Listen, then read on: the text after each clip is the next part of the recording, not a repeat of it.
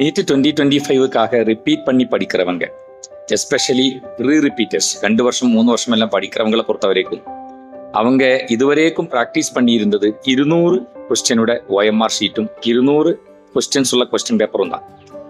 ஆனால் இப்போது 180 கொஸ்டின்ல கொஸ்டின் பேப்பர் வச்சுட்டு மோக் டெஸ்ட்டும் பார்ட் டெஸ்ட் எல்லாம் எழுதும் போது கண்டிப்பா மார்க் கொஞ்சம் கம்மி வர்றதுக்கு வாய்ப்புண்டு. காரணம் ഇതില് ഓപ്ഷൻ ഇല്ല, ചോയ്സ് ഇല്ല. அப்படிப்பட்ட ஒரு எண்ணம் முதலே உங்களோட ஒரு கான்ஃபிடன்ஸ் கொஞ்சம் கம்மி பண்ணும். அதாவது 180 கொஸ்டினும் அட்டென்ட் பண்ணணும் என்கிற ஒரு ப்ரெஷர் உங்களோட மனசில் வர வாய்ப்புண்டு.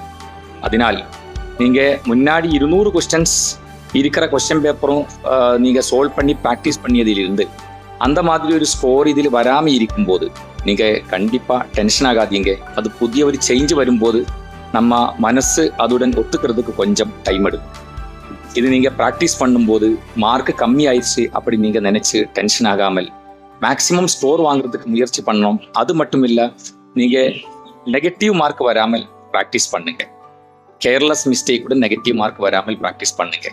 நல்லா படிக்கிறவங்களை பொறுத்த வரைக்கும் கேர்லெஸ் மிஸ்டேக் தான் அவங்களோட எதிரி. அப்போ அதுக்கு நல்ல கேர் கொடுத்து நீங்கள் ப்ராக்டிஸ் பண்ணி பாருங்க. கண்டிப்பா உங்களுக்கு இந்த ஒரு விஷயத்தை தாண்டி 180 கொஸ்டின் உள்ள கொஸ்டின் பேப்பர் அட்டென்ட் பண்ற ஒரு மனநிலையில் கண்டிப்பா உங்களுக்கு ரீச் ஆக முடியும்.